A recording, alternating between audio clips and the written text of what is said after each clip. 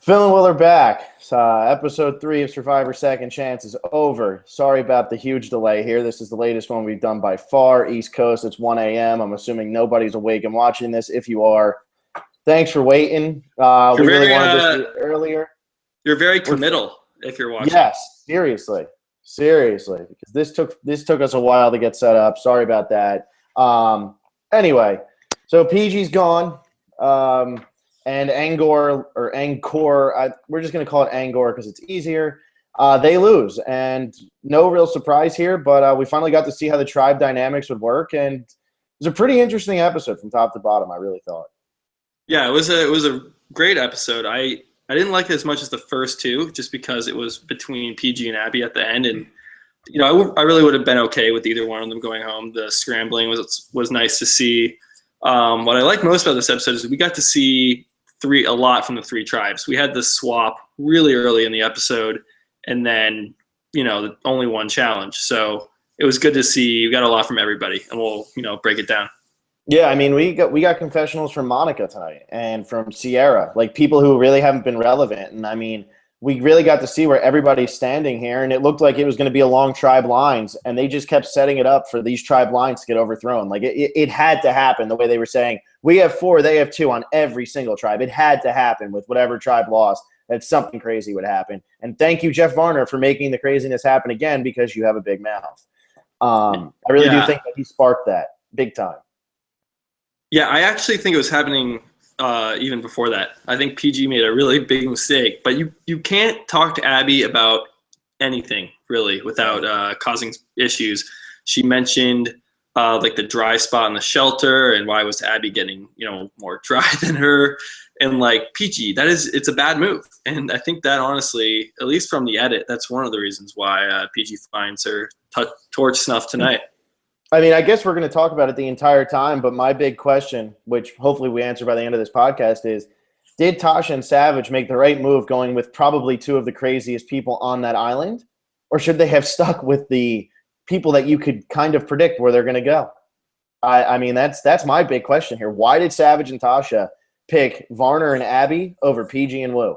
And hopefully we can figure that out by the end of this. If you're going to look at it just from 2 versus 2, like which 2 would you go with, then yeah, it's like, well, go with Wu and PG. Wu is a straight up player. Like, he will not lie to you. He's going to be loyal to, anyone he goes with. So, and then Tasha's reason, like we did have this today, not like last week where it was Shireen or Spencer. No one talked about, well, Shireen's like this, but Spencer's like this. We had this from Tasha that Abby's unpredictable, but PG is indecisive. Like, that was the reason that PG was indecisive. I don't really buy it. I think there's something going on where if Savage and Tasha decided to vote, Abby out with, I think Varner could have like pulled something, maybe got PG to flip over and make it get 3 and maybe get like a 3-2-1 vote, something like that. And they felt like, if we go with Varner, he's not going to be able to screw with us. Something like that. Maybe. I mean, there's probably so much that happened behind the scenes. I could even see it being something where instead of pulling PG over, he could have pulled Wu over and been like, hey, Wu, you, me, and Abby, final 3. Let's get rid of Savage or Tasha right now. So I think, you kind of have to appease Varner just because he's so crazy. But, man, you keep the crazies in and you get rid of somebody like PG who really – yeah, she starts stuff with Abby, but, I mean, she's level-headed enough. And it'll be interesting to see going forward how this Angor tribe keeps going, because that tribe is a mess. And the fact that they had to build their shelter from scratch, I mean, I guess we can really start with the tribe swap, because all that happened before that was Spencer said, I was on the bottom and now I'm on the top. Or, I mean, I was done and now I'm still here. And then Terry was like, I was on the bottom and now I'm on the top. They go to the tribe swap. Everybody's talking about all this happy stuff. When you find out Angor has to build their shelter from scratch, and they're already the weakest tribe. I mean, it was like, there's no way this tribe loses. If this tribe loses, like, what the hell did the other 2 tribes do wrong? Yeah, all signs were pointing to an Angor loss tonight. And we talked about this in our predictions, and we were saying, man, they have a really weak tribe. And then, like you said, just the whole not having a shelter and just having absolutely nothing made it very likely that they were going. Except I will say the confidence of the new Takio tribe put a doubt in my mind because we had multiple confessionals saying we can't lose, we're the best, and all this, and that's when there's a good chance you're actually going to tribal council. This was setting up for a Terry blindside. It really was. I mean, he was just talking about how great of a position he was in this whole time. Now he's got Joe. They're never going to lose. They're going to run it, all this stuff. And, I mean, they did run it. They dominated, but maybe it wasn't for this episode. But eventually this tribe, something's going to happen where this tribe just starts going downhill. And it's like, wait, how did that happen? Because they do seem like they're too strong. If this stays as 3 tribes, I don't know how Angor wins. Like, I really don't. With Abby and Varner still on their tribe, I don't know how they win. And they have the weakest camp by far out of anybody, just because they haven't lived there long enough to build up a good setup there. And what I would have liked to have seen, to be honest, here is if the Takio tribe, the new Takio, whatever, the new T tribe, the new green tribe, Takio. If they were yellow and they had to build their shelter from scratch with Joe, Terry, Keith, Wentworth, Cass, and Sierra. Now, if they had to build their camp from scratch, would they have won the challenge? Because this looks like it's turning into one of those things where, once again, Survivor tries to do like a haves versus have-nots thing, and the team that goes at a big disadvantage at first can't win. But would the tribe with Joe and Terry and stuff maybe been able to overcome that because they were so strong and it just so happened the weakest tribe had to do this? Yeah, no, I actually agree with you. I think if you it's not only the challenge strength, it's also they can get a shelter up way quicker. So you have Joe and Terry cutting bamboo, tying stuff together. I mean, we saw Terry build that shelter really well. I mean, he was one of the shelter people from that original Takio tribe. So you got him working, Kelly Wentworth working. Everyone pretty much will chip in. And you only have 6 people, but they can get it done faster than you have Abby, Jeff, Hurt, Woo, PG. It seemed like Tasha and Savage were the only ones who were doing anything, and it seemed like everybody else was just kind of like, we need to just get rid of them. Like, it seemed like that's all they really did. It didn't seem like the other people were really doing much to make it better. Right. And the line you said where it was kind of setting up for a Terry blindside, him being so confident, we actually get one of those earlier from PG when she says, it sucks that I'm on this new tribe, but it could be worse. I could be in this new tribe and on the bottom like Tasha or Savage. She ends up going home. So that was one of those kind of setting up for the blindside there. But let's talk about this tribe swap from the get-go. There's a lot of weird stuff going on here. I don't know if you caught any of it. Because I'll start. There's a lot. They all bring their bags. So what did that tree mail say, and why were they so shocked when Jeff said drop your buffs? Were they just acting? That is true, because they did all have their bags. Like, they were ready for something big to happen. And he goes, drop your buffs, and they go, no, already? What? And it's like, why is your bag? Every one of you has your bag with them. You knew you were going to go to a tribe swap. Yeah, unless maybe the only thing I could think is maybe they thought that it was going to be like a double boot. And maybe they set it up like that, where it was going to be like they did the challenge and then one tribe goes on, or one tribe goes right to tribal and the other one sits there and eats and watches and then they go to tribal. Maybe they thought it was going to be something like that. I don't know why they had their bags though. I would have loved to see the tree mail. That's all I can say. Yeah. Because if they lie to them saying you guys are both going to tribal, then they should have been way more on their toes. They seemed – I think they were just playing it up like it was all acting. And then we get to the actual swap. Jeff has a tray of it looks like those Chinese finger trap things. It did, yeah. But like boxes though, with buffs in them. There wasn't a tray of 18. I think we only saw one tray the entire time, but there had to be 2 trays of 9. Yeah, it was men and women for sure, right. Like 100%. It wouldn't have leveled out at 3-3 so good. Yeah, I mean, that was just that they weren't going to be like, all right, men take here. I mean, Survivor's gone through the years where they just cut down on editing and just cut out like little things. I mean, they probably saved them like 20, 30 seconds by not doing the men and then the women. I don't know. I think you just show 2 trays and then just show the same people grabbing, and it's literally just maybe 1 second, just a frame. I don't know why there's any reason to really hide it, but they clearly split up the men and women evenly. So yeah, that's all I really. It just felt weird, especially with the bags. Yeah, and I know we were like speculating. Obviously, it would have been cooler. I always say it would have been cooler if they just do a pick'em of some sort, but they don't want it in that much in the players' hands if they're trying to eliminate like pregame alliances and all that. But yeah, like you said though at the beginning of this, we got to see from all three tribes this week, and that was a big difference from previous weeks. Even people who didn't get confessionals, at least we were like seeing them do stuff, and we were hearing about it. And that's this whole three tribe thing. This is why Survivor loves it right now. It's because with the small tribes, you have to talk nonstop, and because there's less people to get to know on each side.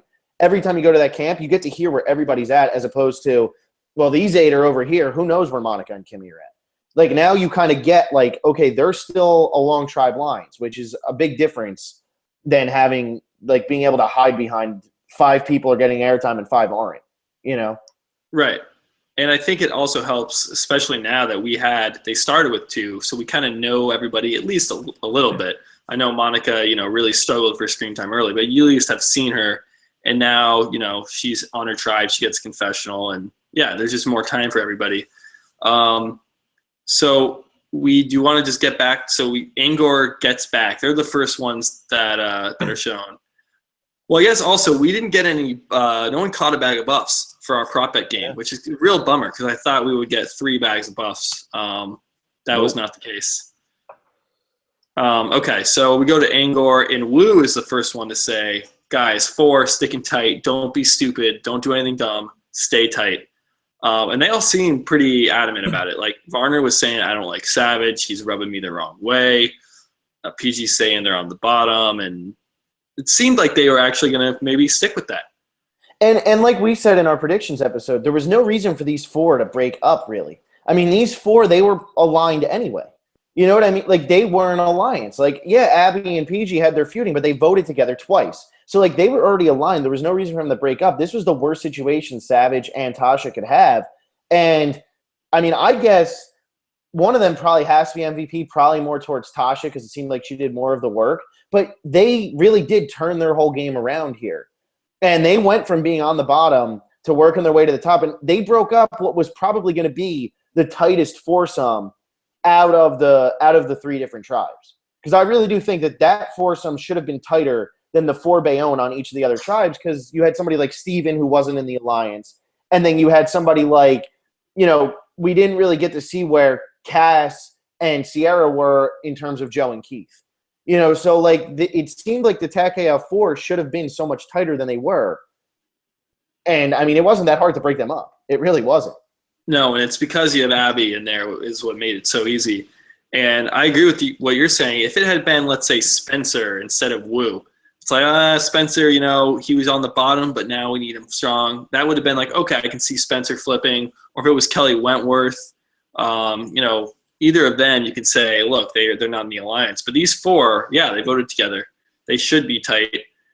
And it pretty much just comes down to the whole Rain thing. And you cannot say anything to Abby. I'm so shocked she's still in the game at this point. Like, I didn't think she was going home right at the end there, but if you think about what's happened so far, she's been to tribal council 3 times. She's been constant controversy. It's like, how is she still in this game? And in the majority on her tribe. Now Wu is screwed. And my thing with Abby is, like, if she would have went home tonight, that would have been the perfect amount of Abby time for this season.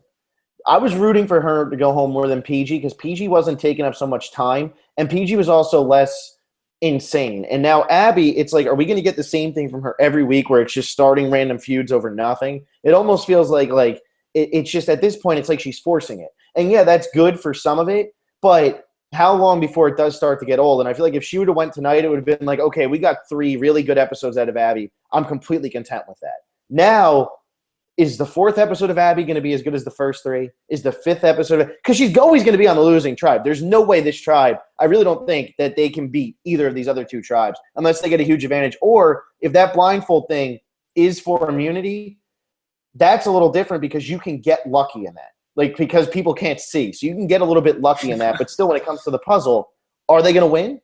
Who's going to do the puzzle for them? None of them are, like, brilliant with puzzles. Wu couldn't figure that puzzle. I don't know what Wu was doing at the puzzle tonight. I mean, I agree. They are in serious danger. And, yeah, it's always like when you see a 3-tribe split, one tribe just kind of falls apart. And that was the no-collar tribe last season. It wasn't, they didn't lose the very first challenge, but they fell apart very quickly. And I guess I guess this makes the Abby over PG thing even more confusing because PG, she's not like a challenge beast by any means, but Abby is pretty bad. So if you think at all that, hey, we need some challenge strength here, they should have gotten rid of Abby. they Well, really it should. was funny. It was funny though when Savage was saying that Abby was stronger than Varner because that really shows how bad of shape Varner's in. Because everybody always says Abby's by far the weakest on her tribe every time, and for Varner to actually be weaker, I mean that just really says how much physically Varner's lost it. So he's really got to use his mouth to get further in this game, and his mouth almost got him out in this game tonight. It did, and we'll certainly get to that. That was pretty bizarre what happened there at the end of the challenge. Let's go to Takio now, the new Takio tribe. Touched on this already. They were super, super confident. That might have been, something might have been brewing there. But it seems Cass and Sierra are super, super tight. That's kind of what I got out of this Takio tribe. Because we didn't know that on Bayon that Cass and Sierra were tight. But it seems they are. They were always talking with each other, sitting next to each other, saying how good the tribe swap went for them, all that stuff. Yeah, and I think it's because they both know that people would be gunning for them. Either because they're strategic or because they're a little weak. I think that they know people are gunning for them, so they kind of stuck together. And it was good to see Terry thinking like, oh, I have Kelly Wentworth, even though we weren't aligned, like we're still okay. Kelly Wentworth's not with Terry at all. And Terry's setting up for a big fall here. I mean, if this tribe loses even once, Terry's falling flat on his face because it seems like they're really setting him up for a blindside. Yeah, it does seem that way, but man, Kelly, telling Cass and Sierra that Terry probably has an idol is a very dumb move. And I know you're throwing him under the bus and like kicking him under the bus or whatever. Exactly. If they think Terry has an idol, he's not going to play it for you. So yeah, we'll just write your name down. So I thought that was a really weird move by Kelly. If it turns out to work for her, great. But I don't see how it does. Yeah, I agree here. I think that she might have put herself in a worse spot by doing that. Still don't really know where Joe and Keith are at. It seemed like Joe was happy Terry was on the tribe. We still didn't really get to hear much from Keith. It seemed like Keith was like excited that he had like a new tribe and had new people to talk to. But this is still the tribe that we probably know the least about. All we know is that they were cocky. They really thought that they weren't going to lose, and sure enough, they went out there and they destroyed everybody. I mean, they were so far ahead by the time they actually got to the puzzle. And then Joe tore through that puzzle. I don't even remember who Joe was doing it with. I just remember, I think it was Cass, but they tore through that. No, I mean, Cass they blew that away. Cass and Joe have like this they got a little team going for puzzles and challenges. They're good friends. There was a secret scene, I think, for week 2's episode about how Cass wished she could have done the puzzle with Joe and that they would have made a good team, and it came to fruition in tonight's episode. So I think they get along really well, actually. It is funny, though, like Sierra said, yeah, we have Cass, we have Joe, we have Keith. We didn't hear from Keith or Joe saying, I'm good with this 4. Or did we? I mean, I thought we, heard it from all the 3 tribes. I don't think we heard it from Keith or Joe, but Joe was just happy with the tribe. Joe was just talking about how great they were going to be. So we didn't really get to hear where he stood in terms of loyalty. But Sierra was the one who said it, and then it was Terry who said we're never going to have to worry about alliances because we're never going to lose. But we didn't really get to hear where Keith and Joe actually stand on this situation. We really don't know where Kelly stands. She's trying to throw Terry under the bus, but no, we know where Kelly stands. I mean, that's all she can do. She knows she's on the bottom with those 4 sticking together, so she's telling them up front, look, I wasn't close with Terry. I'm willing to work with you. We saw her and Joe talking. I actually think we know more about this tribe than the original Bayon tribe. Because the original Bayon tribe, I mean, do you want to just get to them now? We pretty much had this deep moment with Spencer and Jeremy, and this cracked me up, I must say. This was funny. Yeah, this was good because you know what? This is Spencer like trying to open up, and of course, like the editors take the one moment that is probably so like contrived, and it's like, you know what? Let's put this moment in, and it just it just feels so strange. But good for Spencer for trying to pull it off. He probably did because it seemed like Jeremy was good with it. It seemed like Jeremy's all about family, and that's what Spencer knew, and he was smart to bring this type of thing up. Although what Spencer was like talking about, it's like, dude, like it was funny, yeah. It was. Just because the way it was shown, because look, we went to Angor. That's the most annoying word ever. We went to Takio, the Yellow Tribe, and then we go to Bayon, and it's like boom. we've seen six people. Now we're only up 2 people. A confessional from Spencer, and he's saying like, I'm going to be more emotional and not make game moves, but he's being emotional as a game move. Like it's so deliberate and planned that it just feels so contrived. Like you said, it was so awkward. Jeremy did love it though, and you can't like decide to be emotional. It's actually kind of what Jeremy said. Like, you love her, you don't love her. Like it's it.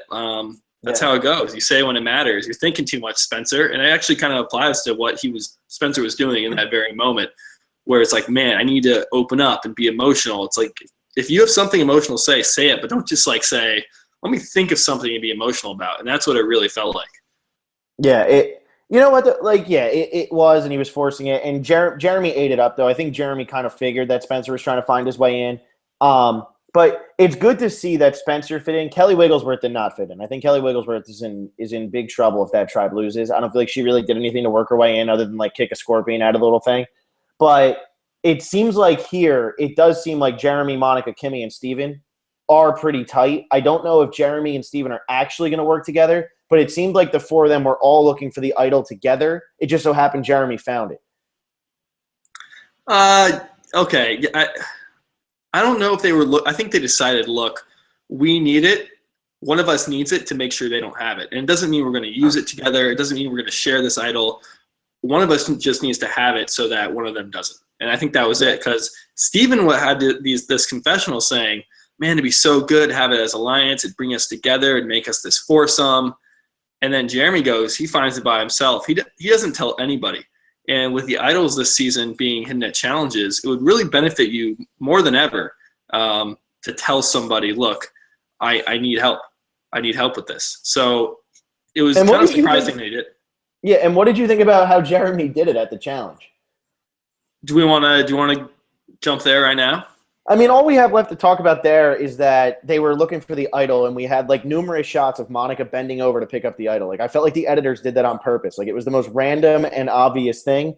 And then it was Steven kind of still being on the outs. I really don't feel like – I think Steven thinks he's in with those 3. And I think Monica, Kimmy, and Jeremy really are tight. And I think Steven's actually not as tight as he thinks he is. I think Steven's still going to be the first boot if that tribe loses. Although Wigglesworth didn't fit in. Yeah, I agree with you there. I think that confessional said it all. Steven wants to have this 4 strong, stay with the numbers and the majority and all this. Let's find the idol together. And then his supposed ally, goes and finds it by himself and doesn't even tell him about it. So I think he didn't tell anybody. Good for Jeremy. Good for Jeremy finding it and not telling anybody. But if we're going to get into this challenge, I thought, as Kelly Wentworth did a fantastic job, I thought Jeremy did an absolutely terrible job at this. Even though I still don't think anybody noticed it, he did a really bad job of just like running away over there. Yeah, one more thing before we get to the challenge, because this has to do with what happens at Angor and PG's, inevitable downfall was during this rainstorm. And I know I've already mentioned it, but it's just like Abby's sitting in a place, she has her jacket over her dress, and maybe a part of the jacket kind of slips away, and PG notices Abby's dress is dry and mentions it, and just mentioning it, like that is it. Like, yeah. I'm sure they were probably, getting into arguments all the time, but it just shows that, PG instigated that confrontation. And like Abby's like, what are you trying to say? Like, you want my spot? And PG's like, no. It's like, well, PG, what were you trying to do? You're trying to make her feel bad for being dry. Yeah, it made no sense. It made no sense. I just feel like a lot of people are going to say, oh, PG, she just kind of like got stuck on a tribe with Abby again and kind of fell ass backwards into getting voted out, and she didn't really do anything that wrong.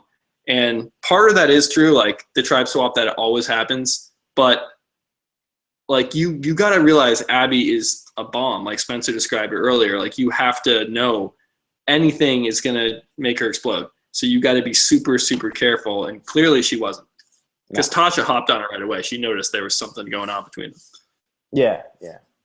It was a good move by Tasha, being observant. But yeah, let's go to the challenge, and then we can, do the weirdness that happened at the end here. But the challenge was cool. It's a long challenge. Definitely physical, like the whole time. Takio, whatever the hell it is, they showed like how strong they are by they moved all the obstacles out of the way. They did everything right, whereas the other two tribes did something wrong the entire time. And really, Bayon almost lost this. And because they showed a lot of Bayon, I wouldn't have been too shocked if they went home. I mean, we got a confessional from Monica on that tribe. So if they would have lost, I wouldn't been that shocked.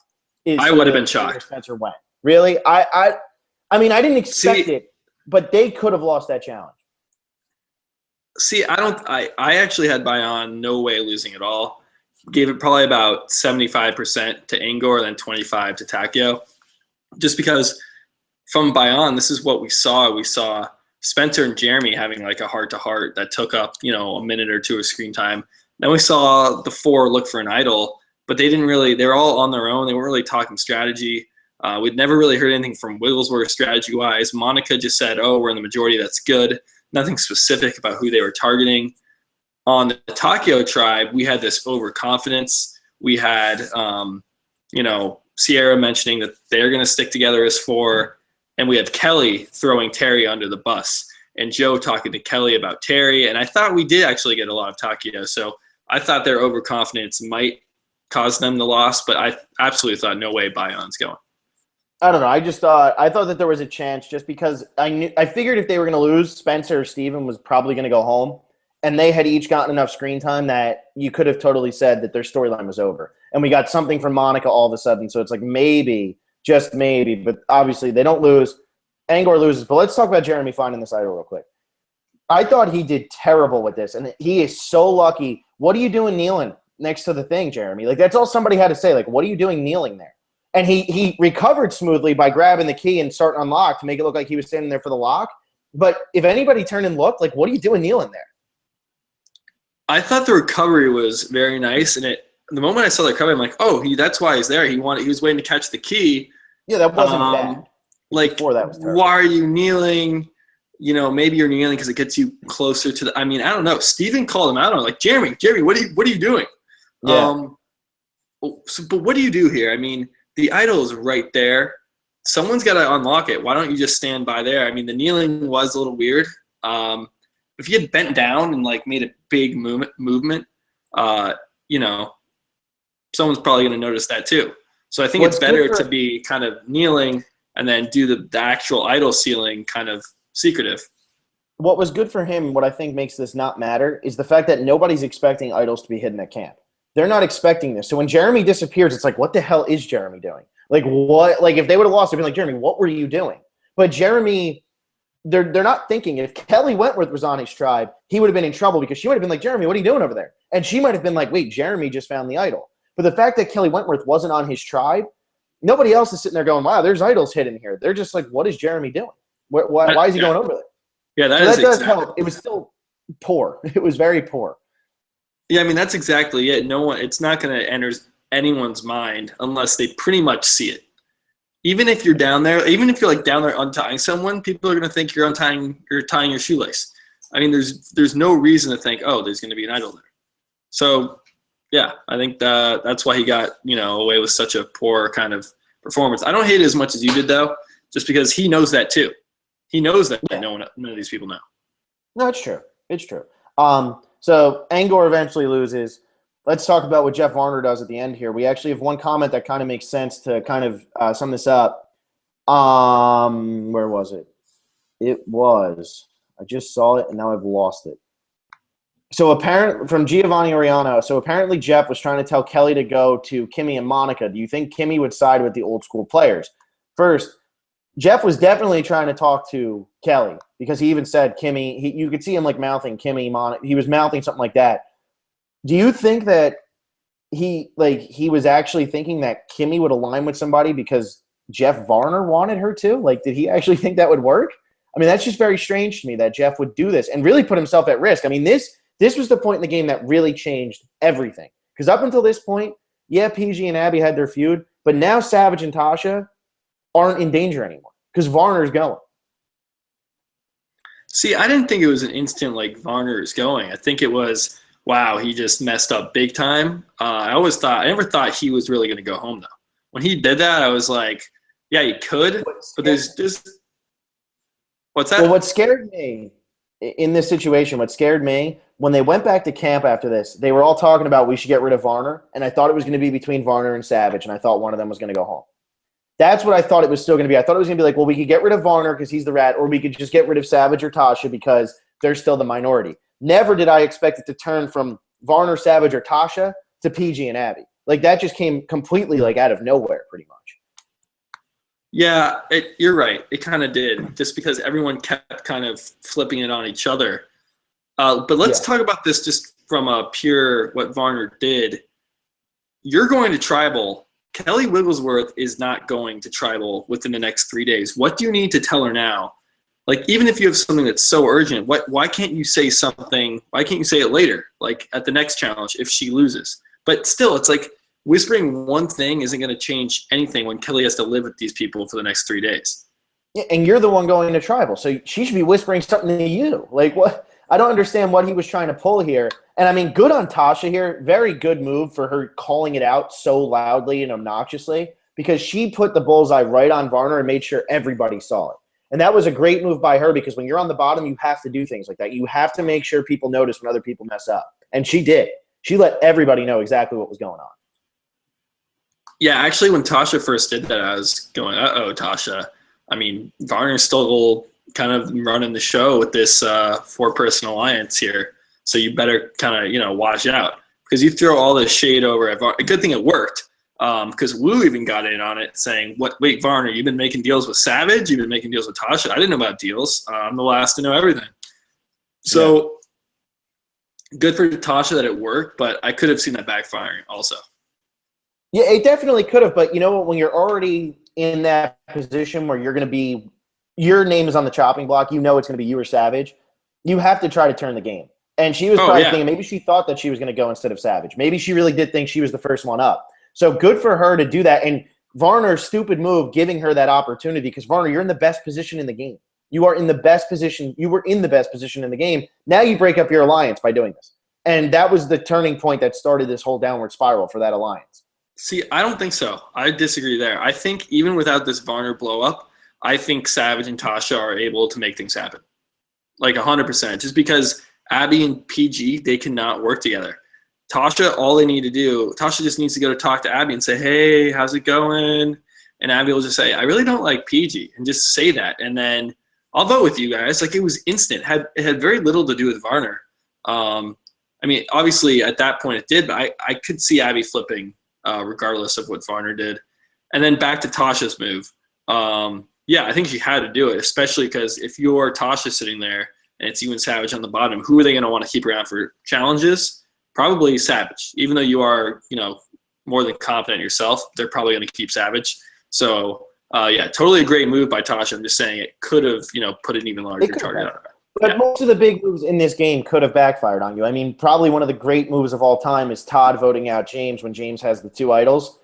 And that totally could have gotten Todd voted out of the game and would have gotten rid of him, which, it fits because PG was in China. So, most of the big moves that end up happening on the show, there's so much risk involved. That's why it's a big move, because the reward is huge, but you gotta go for it. And Tasha easily could have been the one going home tonight. And I still thought it was gonna be between Varner and either Savage or Tasha. I was really surprised that when they were all saying Varner, I'm like, who's gonna be the other name they bring up? And then all of a sudden it's like, well, PG and Abby hate each other. And it's like, well, let's just get rid of one of them. And I mean, Tasha and Savage go from being on the bottom to being the top two. Now they're all of a sudden they could be the leaders of that tribe because they were the swing votes. And now Wu is an easy boot for the next boot. Yeah, I mean, we think so. It could change again, though. With Abby and Varner still there, they can now flip back to Wu and say, But Tasha and Savage can flip back to Wu, too. I mean, Tasha can be like, Wu, look, we wanted to get rid of PG. We thought she was too threatening. Come with us. We'll get rid of Abby next. I mean, Wu now all of a sudden could be the wild card there because with the one going out. With those clear two, it's 2 versus 2. And I think that Wu might actually be he's in a terrible spot, but it might not be as dire as it seems right now. Right. I mean, we've said this just 100 times. Like, you're never done until your torch is snuffed. Like, anything can happen. Wu is by no means out of this game just because he fell on the wrong side of the numbers tonight. Let's go through this, conversation by conversation, if we can, at least from an editing perspective of what we saw. So they get back from the challenge, and we have Savage goes up to PG and Wu. So it seems now that like PG and Wu are kind of a duo, and then Jeff and Abby are kind of a duo too, even though Abby seems to throw Jeff under the bus pretty quickly. And Savage makes his pitch, and then PG and Wu say, okay, let's go talk about it. We'll consider voting Jeff. So now Jeff is kind of the name on the chopping block. Yeah, and I mean, this was really well done by Savage and Tasha because they really did feel out where every single person felt on the situation. And this just shows how crazy Abby is. She had no problem flipping on Varner. I mean, she would have definitely voted Varner out if they were all going to vote Varner. She had no problem doing it. And then somehow Abby just keeps on running her mouth, and PG's like, well, let's just get rid of Abby. And then they go right up to, what was it? Is this how it went? Is that the order? Well, no, so I think this is just one of the funnier, ironic things that Abby says is like, I can't stick with Varner. He's too unpredictable. It's just like the most ironic statement because by saying that, you're being unpredictable and flipping for like a second time in this game. So that's Abby talking to Tasha. So Abby says, look, I'll write Jeff's name down to Abby. And then Wu and PG are considering writing Jeff's name down. They say that to Savage. So we have two separate conversations, kind of like Savage goes one way, Tasha goes another way. And they both get, the original Takio people to consider writing Jeff's name down. And then Abby goes up to Wu and PG and says, look, I'm voting with them no matter what. Like, that's it. I'm on the bottom with you guys. I'm voting with them 100%. I don't know who they're voting for. I think they're going to write Jeff's name down. I'm voting with them. So Abby jumped ship like that. Yeah. Oh, okay. It's true. She had no I'm just saying, there was a lot of conversation here, so I'm just going to get through this. And then after that, PG's like, what the hell, Abby? Like, you flipped so easily. I thought we had a good thing going. I thought we had this tight foursome. She goes up to Savage and Tasha and says, I want Abby gone. I'll vote with you guys. Will you guys vote with Abby? And they're like, yeah, of course we will. PG's like, I'll get Wu to vote for Abby. So it's Tasha, Savage, PG, and Wu now voting for Abby. That's what we think for probably about half a second. Because then Savage goes to Abby and says, look, PG wants to get you out. And throws PG under the bus. And then at the very end of it all, we get Tasha saying, well, kind of deciding between them both. We don't know really we don't know where Varner's going. We don't really know which way is up, which is always fun. It was really fun here because then, it was nice because I didn't want Savage to get screwed like this. And this kind of goes into the second chance thing where it's like, look, he overcame this. And yeah, Tasha helped him big time, but he overcame what got him out the first time, at least for now. He at least made it one vote. Now, you look at Varner, and I thought his confessional was so funny when he's like, I came back, I thought I was going home. Now I'm not going home. Like, I just thought it was funny the way he said it and like how like he really truly felt like he killed his game. And you put crazy people on an island long enough together, anything can happen. And it's great to see. That's what makes this show so much fun. And that's why this season has gotten off to such a hot start because there has not been a predictable boot yet. Not at all. And if Abby would have went tonight, it still wouldn't have been predictable. Right. And the thing with Varner is that he was just sitting in the shelter the whole time. He didn't have to do anything. His name was on the block. Strategized. And he's been strategizing like crazy. It didn't seem like he tried at all. It's like he gave up and then, things just changed because they changed. I mean, Savage and Tasha, they were trying to get people to vote Varner. And then Wu and PG, it seemed like they were pretty close considering it. Abby was 100% on board. That's everyone else on the tribe pretty much considering writing Varner's name down. And then somehow ends up being between PG and Abby. Do we figure out our answer yet? I really don't think we have of why they went PG. My only thing as to why they might get rid of PG instead of Abby is because they're looking further down the line. One, PG could win the game easier than Abby could. I know you're going to say PG can't win, but she can win easier than Abby. Oh, no, I agree. No, PG was playing like a nice little game. Yeah. It was just Abby. And then I think the other thing is they realized that PG probably had more friends on the other side than Abby did. So get rid of PG because Abby has nobody to go back to because they see her stirring the stuff up the entire time. They know, like, who's really going to be like, oh, man, I'm so happy we have Abby back. Nobody. PG might have had more ins, and that's probably what they were thinking. Now, Wu doesn't have anybody to be loyal to, and that could also play into it. But this is all just hypothetical at this point. I don't really know. If I'm in their shoes, I get rid of Abby just because we see how crazy Abby and Varner are. I would want one of them out of the game to try to keep like a consistent game. Let Varner try to stir stuff up. Hopefully he stirs it up with you to try to get PG or Wu out instead of against you. Or you just hope that PG and Wu are tight enough with you. Yeah, I agree with your thoughts there that I think, PG has way better chance of winning and a better chance of having friends. It's this, people keep thinking this and saying this, like, oh, we can get rid of Abby later. She's such an easy person to get rid of. And it's happened 3 times in a row now. So, I mean, at some point she is going to have to go. I hope it's sooner rather than later because we just get so much of Abby week after week. I also wouldn't be surprised if Varner had something to do with this, just because Varner came out on top of the numbers yet again. So I don't think that's just a coincidence. He is a player, and he kind of messed up his game. But at Tribal, when Jeff asked him, like, how are you feeling after your kind of mental breakdown at the challenge, he said, "Isn't it crazy, Jeff? Maybe my name won't even be written down tonight." As if he knew. He knew it was between Abby and PG.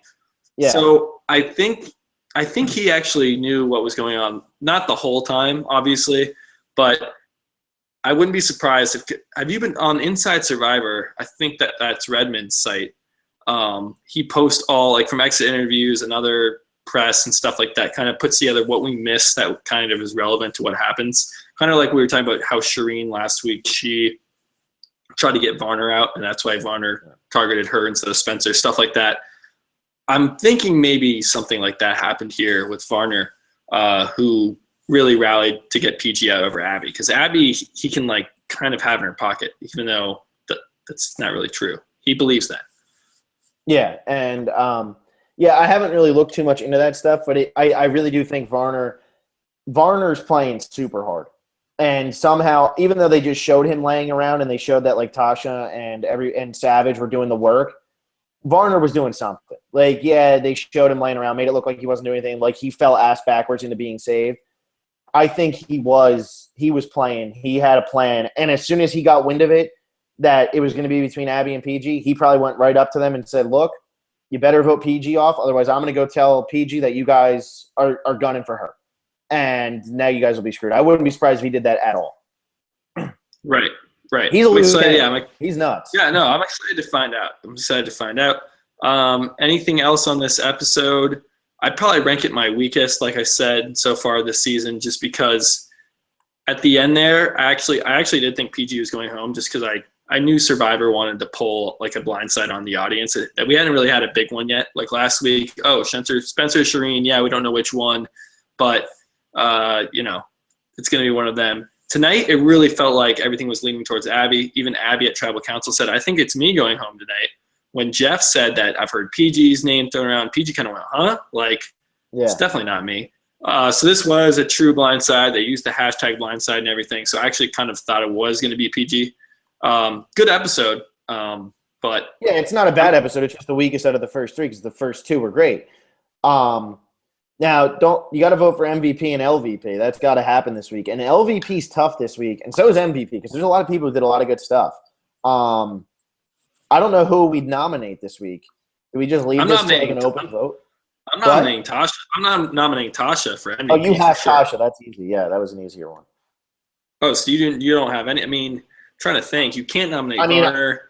Can't nominate Abby. The only one I could nominate would be Savage because at least he tried to work it, but Tasha was better than he was. Really, it's more interesting for LVP because who really did the worst this week? Because everybody who did bad seemed to get back in the good spot. Is Wu the LVP this week because he ends up on the wrong side of the numbers after being on the right side at the beginning of the episode, even though he really didn't do anything wrong? Yeah, I think, honestly, it might be Varner, right? But then he ends up with the numbers at the end. Right, yeah, but we can't think about this in terms of like, okay, you got through one vote. He kind of flipped out, not just in front of his tribe. He didn't keep it within the family. That was in front of the whole cast. So everyone now, because people have been wary of Varner a little bit, just more and more. I think people are now going, wait a second, Varner is a nutcase playing this game so hard. We need to watch out for Varner. He is here to play. He's not this season 2 old school player who's just here for an adventure. That's not him. You got to watch out. So I think he kind of outed himself in front of everybody, and I would nominate him for LVP. Whose tribe is he on? Do I have him? No, he's on mine. Oh, sorry, throwing you under the bus. Yeah, you can throw me under the bus. I mean, everybody's going to vote. I don't really nominate people for LVP because then that's hard to do. I mean, yeah, Varner did not have a good episode at all. I don't think Varner had a good episode.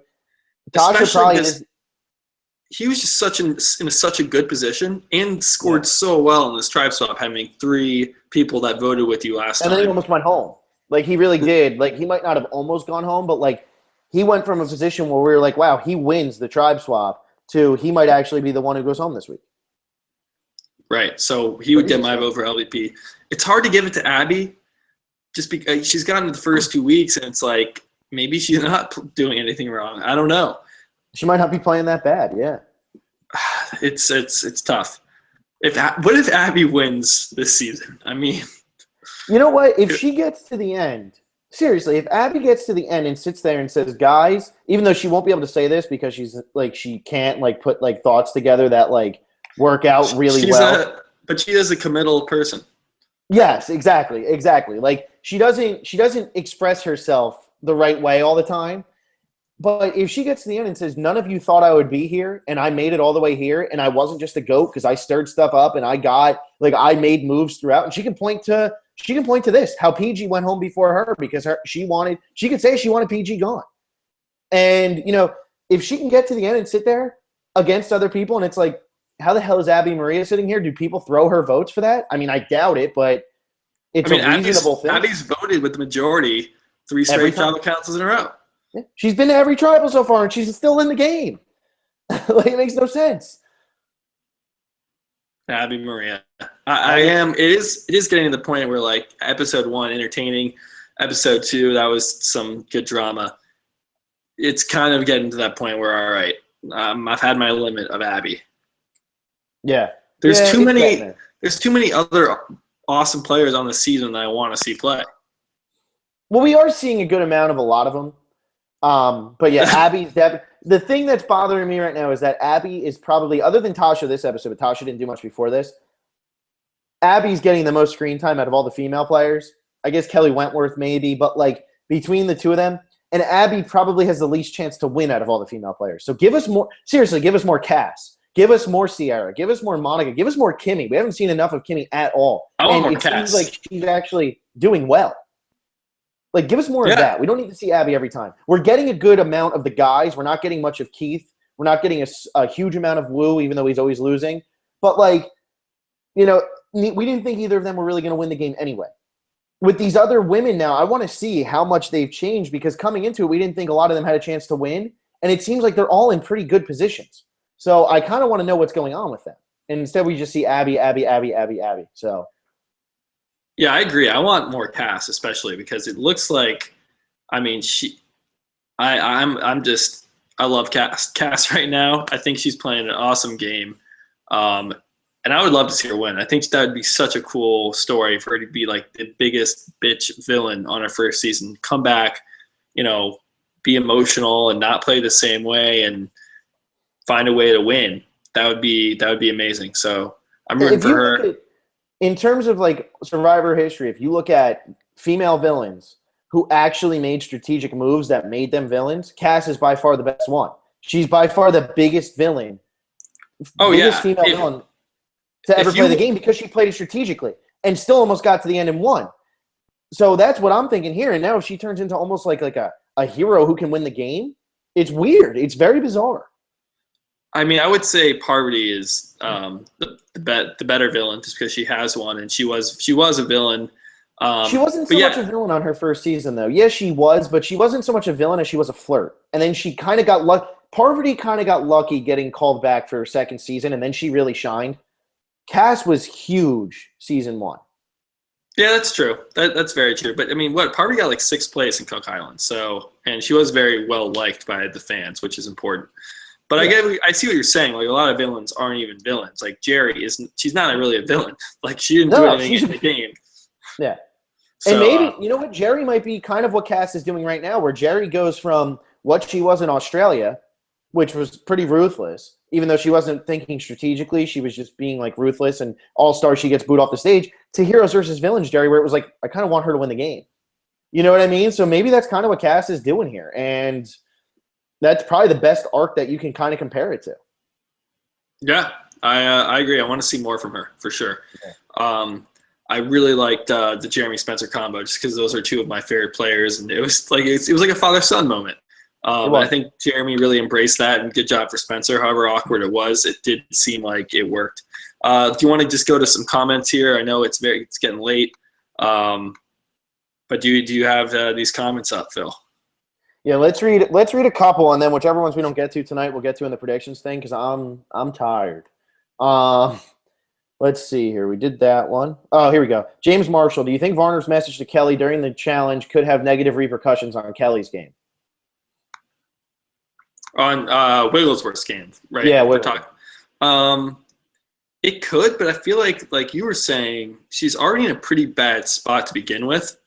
So I don't know. I don't think people are going to take too much stock into that and say, oh my gosh, Varner is trying to talk to Kelly.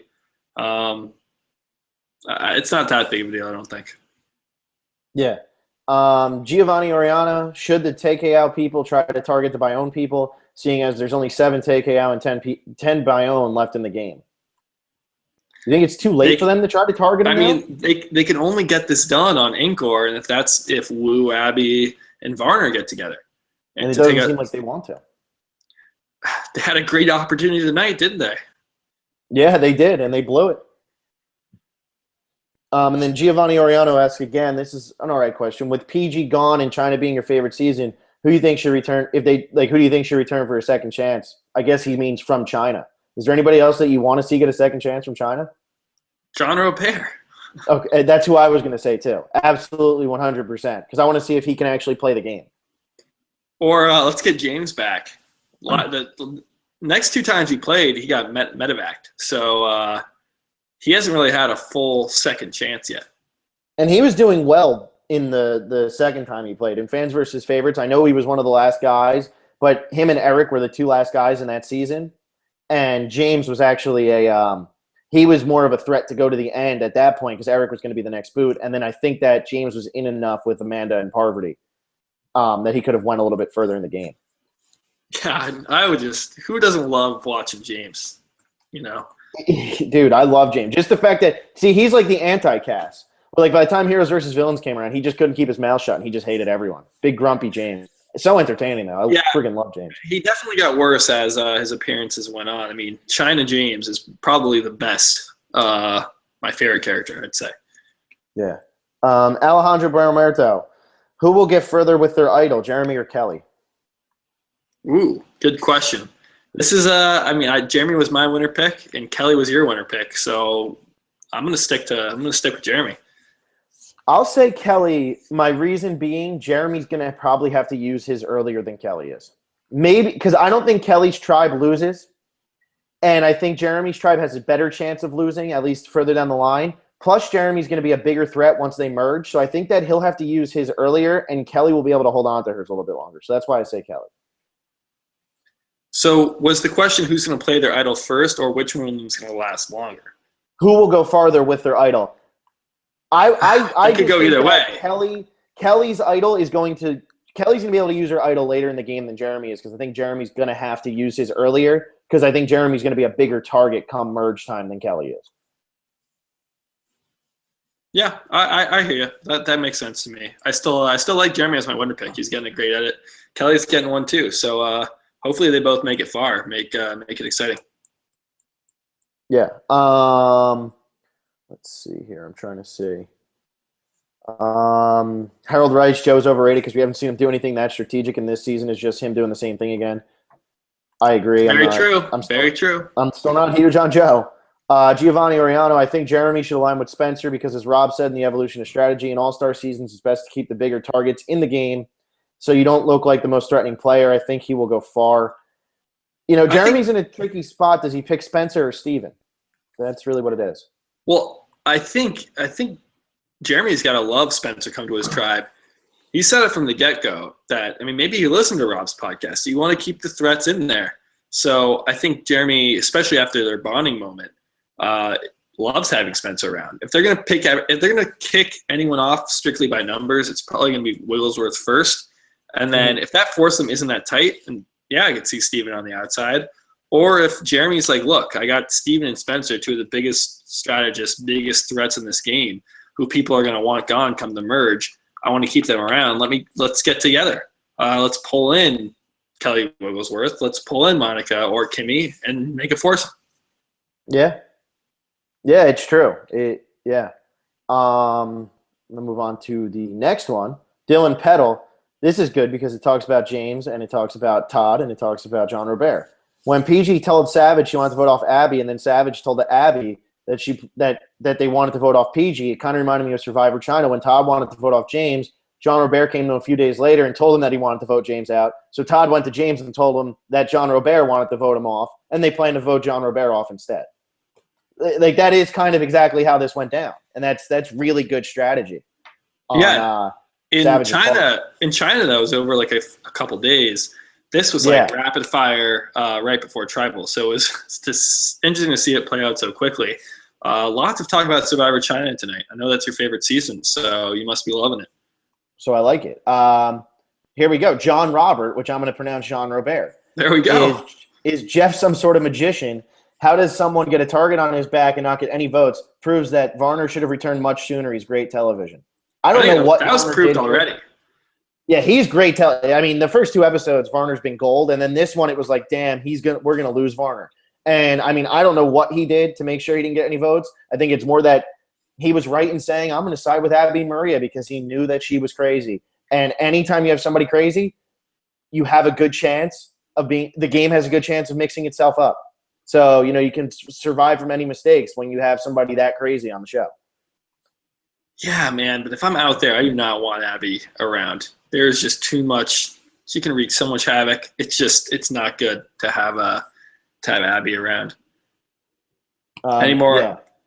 One last one, Cooper and the Goons. You think Varner made a mistake by voting out PG? Went from the top of Angor to the bottom with him voting PG. I understand he did not want to tie because of what happened in Outback. However, I think Andrew and Tasha would vote out Varner over Wu during next Tribal. I think his best move was to convince Abby they were splitting the vote between Wu and Tasha. Abby votes Wu, with Andrew and Tasha voting PG, then Varner, Wu, and PG can vote out Abby with Jeff at the top instead of the bottom. Do you think that Jeff's actually at the bottom here? I don't know, because we didn't see Jeff in any of these conversations. We saw him sitting in the shelter, and then Abby and PG were running around, and then Savage and Tasha were running around, and we saw Wu in there a little bit. So I just don't know, like, when did Varner make the decision, I'm going to vote out PG with Abby, Tasha, and Savage for a foursome? When did they ever get together and say that? Or was it through, the telephone game? They're down. You have to vote this way. You have to vote this way. Don't talk to them. We'll make it obvious. So is he on the top of this alliance? I don't know. Is he on the bottom? He could be. Was this a one-vote alliance? That could be it too. That's what makes the season good right now. I mean, who knows? Whoever goes home next week, I'll probably be a little surprised they went home. Like, that's really the point it's at right now. Like, I really don't know. I mean, I guess if Steven went, I wouldn't be shocked. If Abby Maria goes, I won't be shocked. If Wu goes, I won't be shocked. But, like, there's still something where it's like, wow, if anybody else on this season goes, it's like, wow, that's kind of crazy. But you can see it coming for a lot of the people. You see that their time is short. Yeah, I mean, how about this boot list so far? We go Perfect. Vetus, Shireen, PG, and next week might be Wu. Toss Abby in there, and it's like, look who you have left. I mean, it's going to be the hell of a merge. Yeah, and this is nothing again because I like PG, but if PG goes I would have rather seen Abby Maria go tonight than PG because I think that Abby Maria I'd rather have her go. But the fact that PG ends up going out as one like this early, I mean the people that you have left are just so good. Like they're so good. Like we really do have like a really solid cast right now. I get the whole Monica, she's barely in it and all that stuff, and she kind of fell ass backwards into the season anyway. But like I think she's still playing the game. we just haven't really gotten to see that much of it. And I think that everybody out there right now is playing so hard that there's no way that anybody's just going to sit back and let this game happen around them. I mean, everybody is going for it. I mean, look at the first 3 people voted out. Those are huge strategic threats in this game. All of them, 1, 2, 3 gone. No physical threats, all strategic threats gone.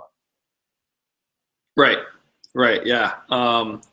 And in regards to PG, I wasn't like rooting for her to go, but like you're saying, we have more people in this cast that I'd rather see. And I've expressed that I wasn't like that happy to see her back, but she didn't play that badly, and I don't know, I'm still happy to see her go. She ends up not with Abby Maria, or if Abby Maria is the first boot, like she rightfully should have been, PG's still in the game. Yeah. I think I Abby guess Maria was PG's downfall.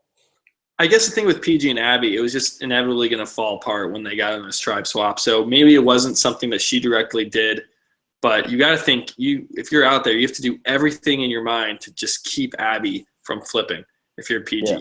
Yeah. So, yeah, how are we on the boot list score? Because I think I had PG at 16. We're tied. So now we're tied. Where'd you have PG?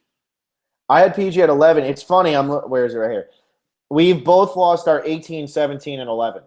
You had PG at 17. You had Shireen at 18. You had Vetus at 11. I had Vetus at 18, Shireen at 17, PG at 11. So we've lost like the same numbers. So we're tied up.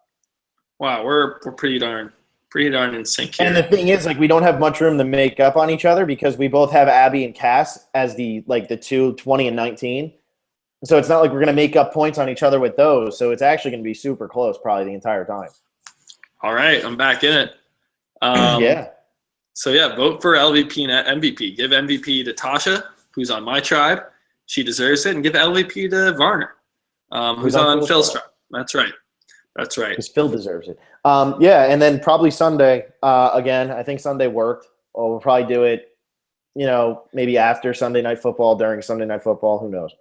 Yeah, we'll see. Sunday or Monday. One of the two, whatever we kind of works better for us.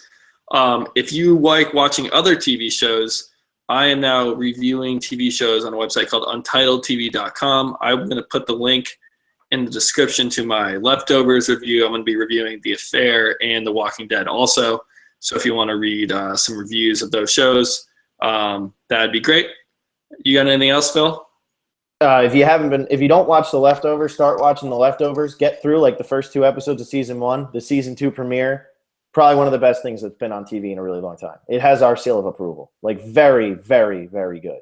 I gave it 5 stars in my review. Yeah, unbelievable. It was very good. Episode. And so watch that. You have to get through like the first 4 episodes or 5 of The Leftovers. It's a grind. The Priest. The Priest one is fantastic. That's the third. It is good. It is good. 1, it's 2, a grind. and 4 a week. 3 is amazing. Everything after that has been fantastic. Well, I thought 1 was really good. Did you? Oh, it was okay. The pilot was pretty darn good, I thought. Very intriguing stuff. Everybody else watching, let us know what you think. We're not even talking about Survivor anymore. We did it. We branched out. We're different. Somebody make us a new Leftovers logo, right? Right. And The Affair and The Walking Dead. So check those out. Those all air on Sunday nights. So I'm going to be busy Mondays. Great season so far. Boo List is making me happy. The episodes are making me happy. The Idols at Challenges Twist is paying out very, very well. And then we have the 3 tribes. Everything looks good if you're a Survivor fan right now. It does. So hopefully the streak continues, and we'll see you either Sunday or Monday with our predictions and Power rankings. Thanks for listening. I always forget what that's called.